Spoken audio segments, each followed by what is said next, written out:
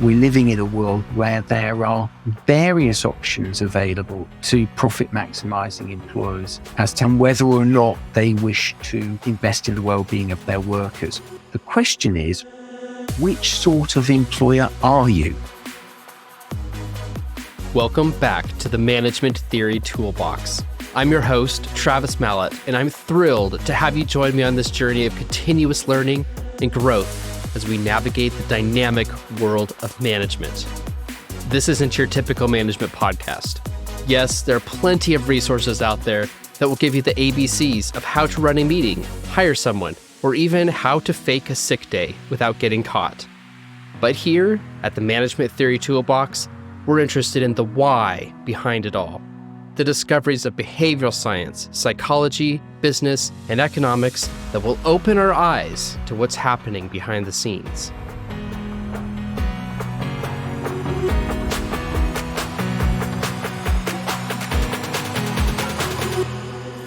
Over the past several episodes, we've been building a way of thinking about organizations that has culminated in the idea of high involvement management. As discussed in episode 7, the central tenet of high involvement management requires that senior, middle, and lower level managers all recognize human capital as the organization's most important resource. And we identified 5 specific management practices which comprise a high involvement management style: selective hiring, extensive training, decision-making power, information sharing, and collaboration. So that's it. We've uncovered the secrets to management. I can see the headlines now. Catapult your company with these 5 secret ingredients for instant business success. Elevate your enterprise with these 5 spectacular shortcuts to business stardom. Or unlock success. 5 miracle moves to transform your business overnight. Is high involvement management really the only thing we need to know? Of course not. If you've been following along in this series, you know that here at the Management Theory Toolbox, we don't believe there is a single unified theory of management or even a so-called correct answer to these complicated issues. And we aren't even looking for one. Our suspicions are immediately raised anytime someone suggests that management problems can be solved with a few simple tips and tricks. Everything is more complicated than you think. You only see a tenth of what is true. There are a million little strings attached to every choice you make. Management is too complex. There are too many variables. And if you're thinking those high involvement management practices sound an awful lot like those tips and tricks that I said you wouldn't find in this show, you're absolutely right. And that's why we're going to dive under the surface, where we'll find that there are still unanswered questions and ambiguous findings. But before we get to that, let's start with some of the evidence for the effectiveness of high involvement management. Several years ago, Dr. Alison Conrad of the Ivy Business School wrote a nice article which summarizes some of the research supporting the effectiveness of high involvement management, and I'll link that into the show notes. Overall, the evidence for its effectiveness seems fairly robust. In one study, traditional production systems across 3 industries were compared with flexible systems involving teams, training, and incentive pay systems, all elements of high involvement management. Not only did the manufacturing plants using high involvement management show superior performance, but the workers had more positive attitudes and trust towards the organization. Other studies involving employees in the insurance industry found that when employees felt they had the power to make decisions, sufficient knowledge and information to do their job effectively, and rewards tied to performance, firms saw not only higher employee retention, but overall superior financial performance for the entire firm. Again, high involvement management practices seem to prove effective. Now that all sounds pretty straightforward, but as I mentioned, if we dive under the surface, we'll find that even these seemingly clear examples contain complexities that need consideration. And here to help us unravel these issues, no, that's not right. We're actually going to be making things more tangled, not unraveling them. And here to help us see how unravelingable Ununravelable. There we go. Details, Leonard. The success or failure of our deceitful enterprise turns on details. While you were sleeping, I was weaving an unravelable web. Unravelable. Unravelable. And here to help us see how unravelable these issues are is Dr. Alex Bryson. Hi, Alex, and welcome to the show. Hi, Travis. Good to be here. Great. So before we get started, can you go ahead and introduce yourself and tell us a bit about your background and your work?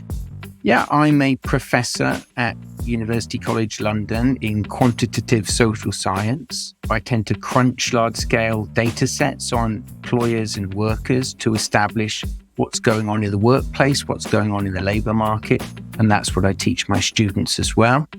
On today's subject, management practices, I've been working on that for 20, 30 years. Great. Thank you for joining us. So in recent episodes, we've been talking about the concept of high involvement management, and we're wondering about evidence for whether it's an effective constellation of management techniques. Before we dive into that, can you give us a quick explanation of what exactly is high involvement management? Yep. These are practices that are intended to get workers more involved in their jobs. And that involvement can take various forms. One that psychologists talk about is being in the flow, which is essentially being heavily invested in real time in the job that you're performing. A second component is with regards to decision making. So you can imagine that firms can design in or design out the extent to which you make decisions in your job. When you turn up, what you do, the flow of tasks, who you interact with, and so on. You can imagine at one end of the spectrum, you're basically a cog in a machine. At the other end of the spectrum, you're given a great deal of responsibility for that decision making. You're involved in everything that's going on.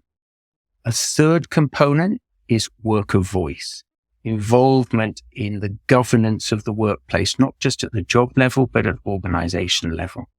And the fourth component, I'd argue, is financial participation, involvement in the sense that you have a real stake in the firm. Of course, all of us do in terms of the wage that we receive, but that's heightened when you have something like share ownership or something like that that gives you additional involvement in what the firm is doing. But in most of the high involvement management literature, they're primarily focused on this issue of decision making at the job level.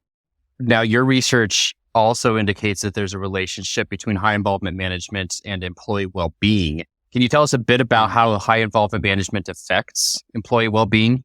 Absolutely. So before I talk about that, bear in mind in the management literature, there are really two worlds. World number one is a world in which management practices are a technology that firms deploy to elicit greater productivity from their workers, and that they can do so without any regard to well-being. How so? Well, by creating incentives, by monitoring their labor inputs or outputs, by getting them to work to specific targets. And there's a great deal of evidence to suggest that this does actually increase productivity in a world in which we might not even have any interest whatsoever in the well-being of workers. However, there is another part of the management literature that says, hold on a moment, we think that most of these practices operate through worker well-being.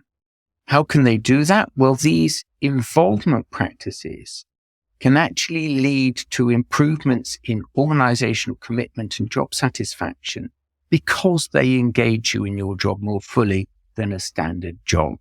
And they can do that by increasing the degree to which you have control over your job, the degree to which there's mental stimulation in your job, the degree to which there are social interactions with others in the workplace, which you actually value as an individual.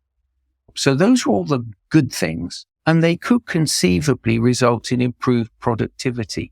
Not necessarily, it has to be said. Could be a scenario in which an employer is giving higher responsibility and autonomy to a worker who is actually rubbish at their job, at which point that's a disaster. But if you get the job match right, that is the link between who you employ and the job that you want them to do as an employer, then this well-being can be one conduit by which the management practices can elicit increased productivity on the part of the worker, either because they're working more smartly, more efficiently, or more avidly because they've got greater organizational commitment or job satisfaction. There is, however, a counter-argument, and that is that some workers see this increase in their involvement as tantamount to work intensification. That is something that they might not like because it implies greater effort, and they're not being paid for it. So there's a conceivable scenario in which this labor intensification process leads to disengagement or conflict as workers feel that a lot is being demanded of them and they're getting little in return. So that's why it's an interesting and fruitful area for empirical investigation. Now, I'm curious if the management practices don't take into account the individual's characteristics, like you brought up the example of the employee who may not be skilled in a particular task or particular job. If the management practices are not taking into account their development level or their stress levels, identifying the individual motivations, can we really say that those are high involvement management practices? Well, you make a very reasonable point. My own view would be that any firm that was interested in deploying these practices should do a couple of things. Number one, they should spend a great deal of time thinking about recruitment and retention of workers. So they should be screening workers to establish what type of worker. If workers are heterogeneous with respect to their tastes for high involvement, then it's very much incumbent upon the employer to make sure they get the right sorts of workers in the first place. So that means spending time and effort on the hiring process. Critically, in fact, we know from the literature is that people who aren't well suited to these practices tend to quit. They go back to jobs where high involvement is not part of the job package. So that tends to happen naturally. There's self-selection out, but the employer needs to think hard about hiring. Secondly, as you quite rightly say, Travis, there can be scenarios in which these high involvement management practices come across as very high in terms of labor intensification.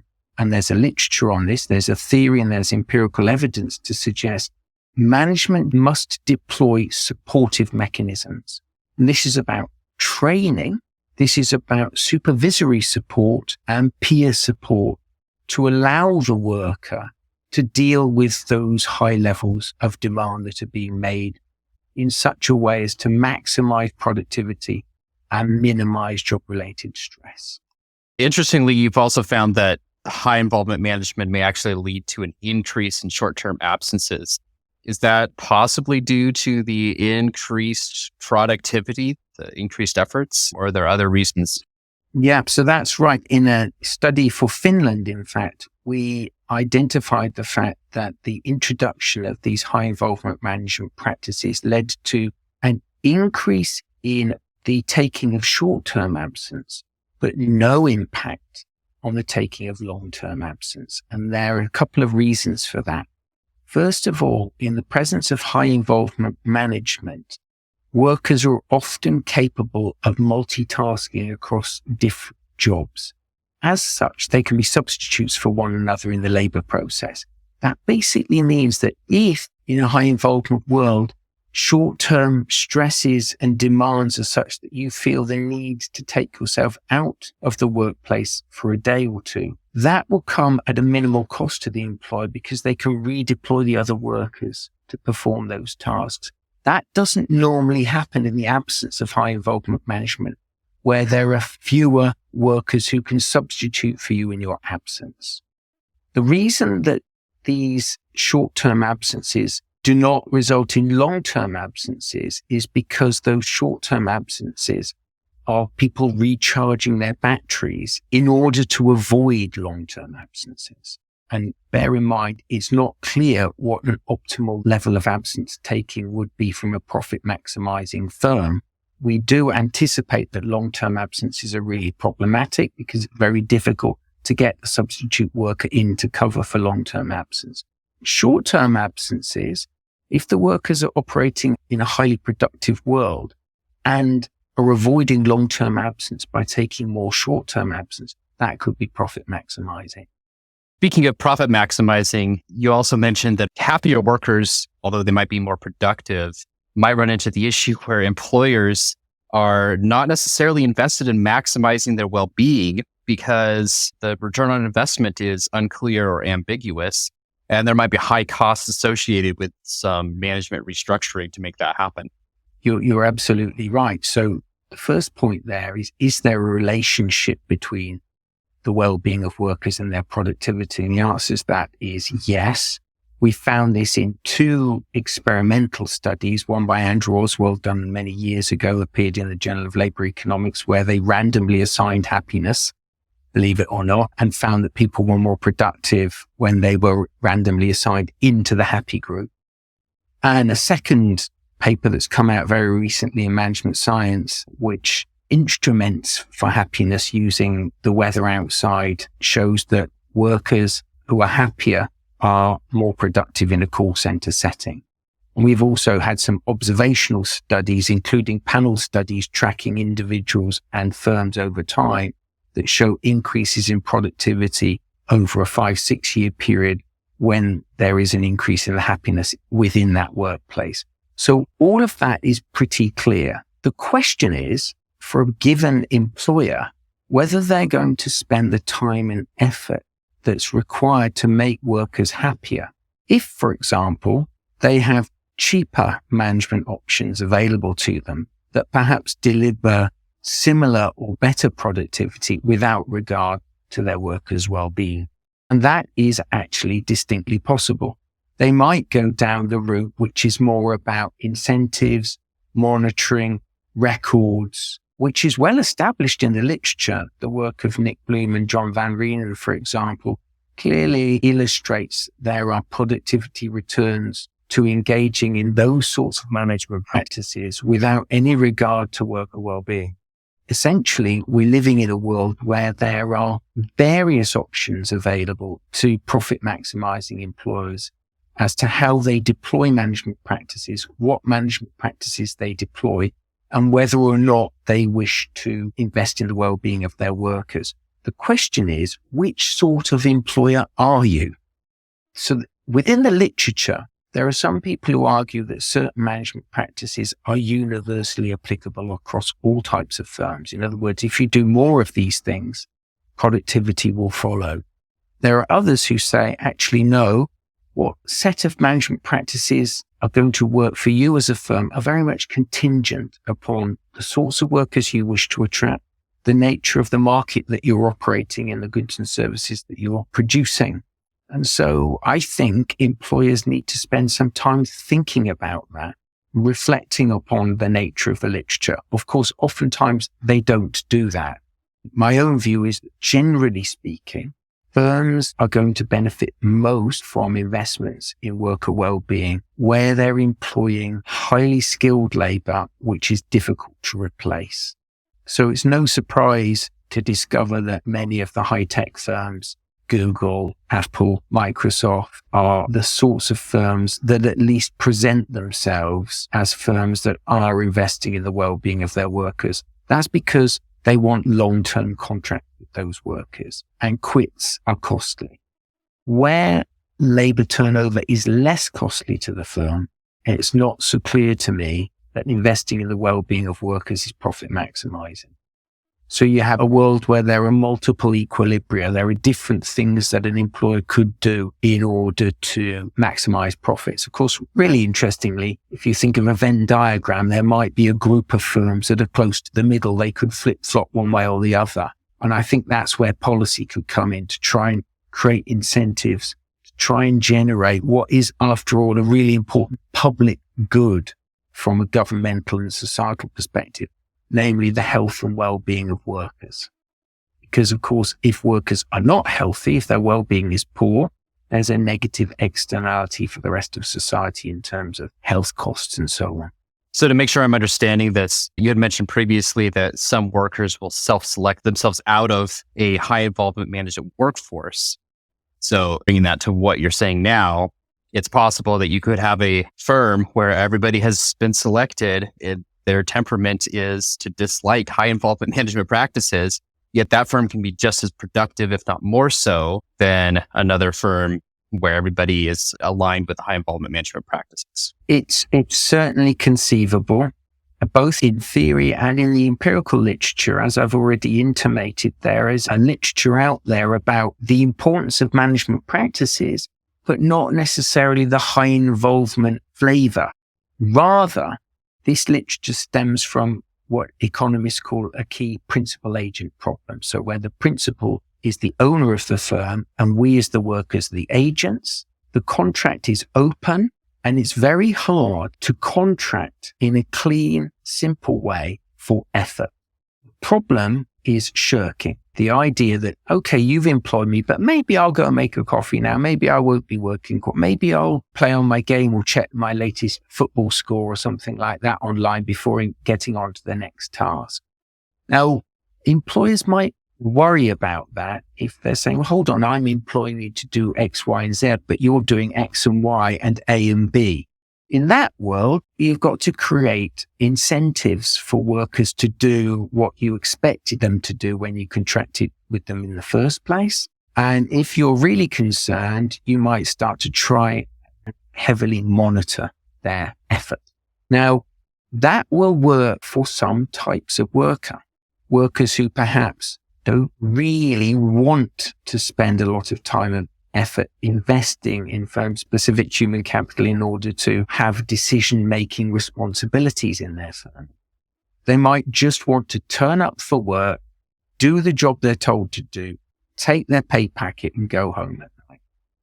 There'll be other types of workers who'd find that monitoring highly intrusive or might actually adversely respond to pecuniary incentives. For example, if they believe that they're involved in a job where intrinsic job satisfaction is key, which is often the case with white-collar occupations, which is why you rarely see financial incentives in terms of bonuses and the like deployed for teachers, nurses, and so on. But what do you see instead? You see career incentives, moving up a ladder over a long period of time, support structures in place such as training, which are all geared towards trying to encourage workers to get involved in their jobs, to offer perhaps additional effort. And so in the theory would be a sort of gift exchange. We'll offer you this long-term contract with career progression, training, responsibility, good job quality as indicated by job control, perhaps a voice in the workplace, in the expectation that you as the worker will reciprocate with effort over and above that which is standardly laid out in the contract. Now, in recent decades, high involvement management seems to have become a hot topic in the field of management theory, perhaps because of the rise of these large tech firms, as you mentioned earlier. How do you see the role of such management practices evolving in the future? Well, that's a really, really great question, because you're straight into the issue of the diffusion of management practices. So if we start from the premise that high involvement management is the frontier, it's the optimal device by which to manage your workers, then you would anticipate, if information is free flowing across firms, that other firms start to recognize the value of these practices and adopt them as well. And yet, across most of the literature, there is uneven adoption. These practices are not as common as you might think if you were just reading the pages of business magazines. There are many firms that make profits that do not undertake these management practices. Now, either they are operating suboptimally. Perhaps, for example, an economist would say they are operating in markets that are less than fully competitive. On the other hand, it could be that whatever they are doing is optimal from a profit-making perspective. And in fact, for various firm-specific reasons, it will be highly costly for them to create the management practices that lead to improvements in worker well-being. And it's for that reason that we don't see them. At the moment, the literature is somewhat uncertain about this. there is evidence that certain of these incentives, monitoring and targeting devices, the more of it that you do, the more you see increases in productivity, almost linear returns, which is very unusual in this literature.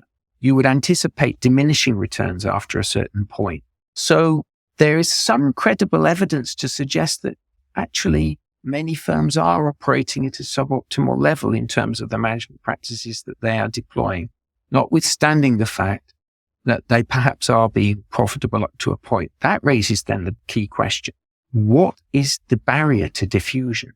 Ordinarily, one would think straight away about information and information flows. And in fact, in some comparative work I've been involved in, what we show is that these management practices are much more diffuse in the French case than they are in the British case.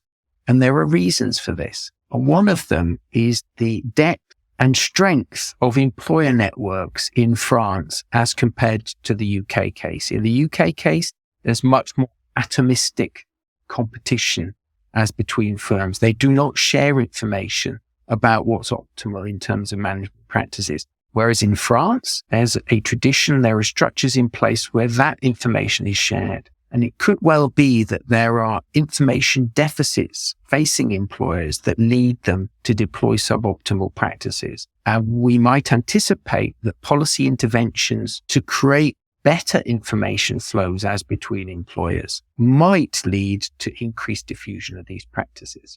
Of course, there's one possible counter to that, which it could be that many firms are just in a different space, that these practices are not universally applicable and indeed are contingent upon the environment in which the firms operate. At the moment, we don't have a literature that speaks to these issues. Thank you. This was definitely fascinating. Before we sign off, can you tell our listeners how they can find you and your work? Yes, so if they just Google Alex Bryson UCL, they will get me because there aren't very many Alex Brysons in the world, I'm glad to say. And I have a website at UCL that shows all my research, or they can just directly email me at a.bryson@ucl.ac.uk. Always glad to hear from people, and I'd be delighted to respond directly to any questions that they have. Thanks for having me, Travis. Great, thank you. That was really interesting how worker well-being is often tied to improved performance. But on the other hand, some employees may not want the higher intensity work environment associated with high involvement management practices. So is focusing on well-being for all employees actually the right thing to do? Or perhaps someone might argue that disregarding individual preferences like that is actually not cultivating the well-being of an employee.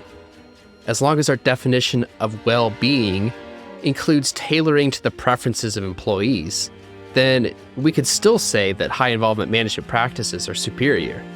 But wait, I'm sure we all know someone who seems to shirk their responsibilities at work. Should managers really be expected to cater to the preferences of an employee motivated by shirking their responsibilities?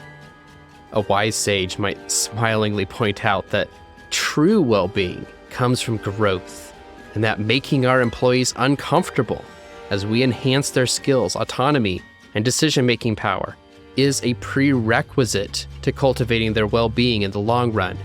That if people aren't being challenged by their jobs, if there aren't difficulties along the way, then they won't be satisfied and find meaning in it. At the heart of these issues lies the philosophical concern of balancing ethical considerations in organizational decision-making. And this fundamental concern intertwines the valuation of human capital, the complexity of high-involvement management, and the ethical implications of balancing employee well-being with organizational goals. The issue reflects the philosophical struggle to define what is right or just in the context of organizational management. It challenges leaders to consider not just the philosophical or productivity outcomes of their management practices, but also the ethical dimensions of their decisions, particularly how they affect human well-being and dignity. Now, if you're expecting to find the answers to these complicated issues in a short podcast episode on management that you came across on the internet, then you probably haven't been paying attention. Everything is more complicated than you think. You only see a tenth of what is true. There are a million little strings attached to every choice you make. You can destroy your life every time you choose. But maybe you won't know for 20 years. And you may never ever trace it to its source. And you only get one chance to play it out.